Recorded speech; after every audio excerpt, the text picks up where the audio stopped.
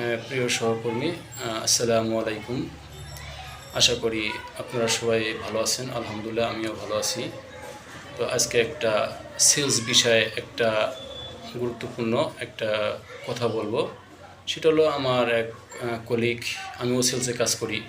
তো আমার কলিগ বলতেছে, ভাই আসলে আমি সেলস কীভাবে বৃদ্ধি করব, আমাকে এই বিষয়টা একটু জানাই দিন। তো আমি তাকে বললাম, ঠিক আছে, জানাবো।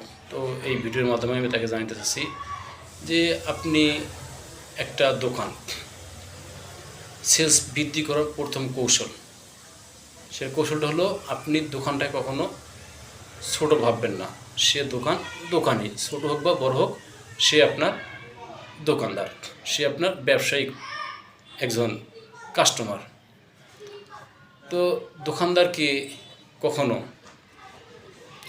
পুকুরের মাছ মনে করবেন না। দোকানদারকে কখনো পুকুরের মাছ মনে করবেন না। যেমন জিনিসটা হলো, মনে করেন আমি দোকানে কাজ করতেছি, তো আমার একটা প্রোডাক্ট সে লাগবে, আমি জানি তার কয়েকটা প্রোডাক্ট লাগবে। সে কি করলো, অর্ডার দিল আপনাকে, সে অর্ডার নিলেন। এখন আপনি দেখতেছেন একটা প্রোডাক্ট, এই প্রোডাক্টটা নাই তার কাছে। আপনি এই প্রোডাক্ট নিয়ে বলতেছেন অল্প আছে বা সীমিত আকারে আছে, নাই বলতে গেলে সীমিত আকারে আছে। তো আপনি মনে মনে ভাবলেন, আজকে তো অর্ডার আলহামদুলিল্লাহ ভালো হয়েছে এই দোকানে, তো আজকে আজকে আমি অর্ডার নেব না, আজকে দোকানে আর অর্ডার বেশি একটা করব না। তো মনে করেন আপনি যখন এই জিনিসটা ভাবলেন, এই জিনিসটা করলেন, তখন আপনি ধরা খাইলেন। আপনি সেলস থেকে পিছিয়ে গেলেন, এক হাত পিছিয়ে গেলেন। এক হাত কি আগে যাবেন, তা না যে এক হাত পিছিয়ে গেলেন। অর্থাৎ এই ধারণা, এই চিন্তা, এই মানসিকতা আপনাকে বাদ দিতে হবে ভাই। বাদ না দিলে আপনি সেলসে কাজ করতে পারবেন না। এই কারণে পারবেন না, কারণ আপনি আগে নেগেটিভ ধারণা আপনার, যে আমার আজকে এই দোকানে আমি 10,000 টাকার কথা, সেটা 5,000 টাকা কাটছে, আমার আনন্দ হয়ে গেছে। কিন্তু আপনার দোকান তো 10,000 টাকা, আপনি কেন 5,000 টাকা অর্ডার কাটবেন?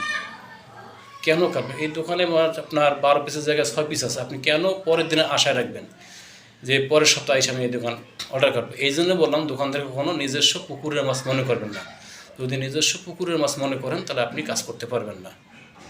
কথাটা বুঝতে পারছেন? কথাটা হলো যে দোকানদারকে কখনো পুকুরের মাছ মানে আমার মনে করছো, আপনাকে বোঝাই যে আপনি পুকুর, এটা আমার পুকুর, আমি বসি ফেলাইলাম, ছিপ ফেলাইলাম, এখন আমি টোপ দিলাম, মাছ ধরবো, আমি উঠাবো না, এটা করা যাবে না।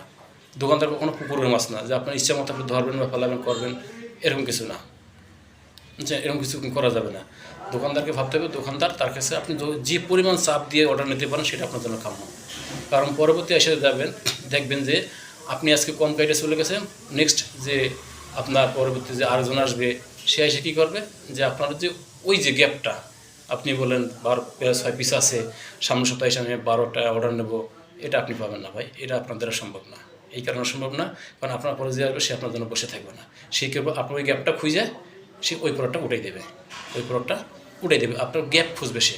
এই যে দোকানদারকে কখনো পুকুরের মাছ মনে করবেন না, যে এটা আমার নিজস্ব পুকুর, আমি ইচ্ছা মতো ছিপ ফেলাইলাম, মাছ ধরলাম, উঠে নিয়ে চলে গেলাম। না, এটা করা যাবে না, কারণ এটা কখনো সম্ভব না। আপনি সেলসে কাজ করতে গেলে আপনাকে এটা আগে ভাবতে হবে, দোকানদার কখনো পুকুরের মাছ মনে করবেন না। আপনি কখনো যদি মনে করছেন, তাহলে আপনি টার্গেট জীবনে হবে না, আপনি জীবনে অ্যাচিভ করতে পারবেন না, অগ্রসর হতে পারবেন না। বসের বখানি খাইতে গেলে যান শেষ। জিনিসটা হলো এই জন্য বললাম যে দোকানদারকে কখনো পুকুরের মাছ মনে করবেন না। আপনি যে পরিমাণ চাপ দিলে আপনার সেলটা হবে, ওই পরিমাণ চাপটা দেন, তাহলে নিশ্চিত আপনি প্রতি মাসে আপনি টার্গেট করতে পারবেন, তাহলে আর কোনো সমস্যা হবে না। আমি মনে করি আজকে এই পর্যন্ত আপনি দোকানদারকে কখনো একটাই কথা বলবো চাই, যে দোকানদারকে কখনো পুকুরের মাছ মনে করবেন। যখনই মনে করছেন, আপনি কখনো টার্গেট করতে পারবেন না ভাই। ওকে, আসসালামু আলাইকুম রহমতুল্লাহি ওয়া বারাকাতুহু।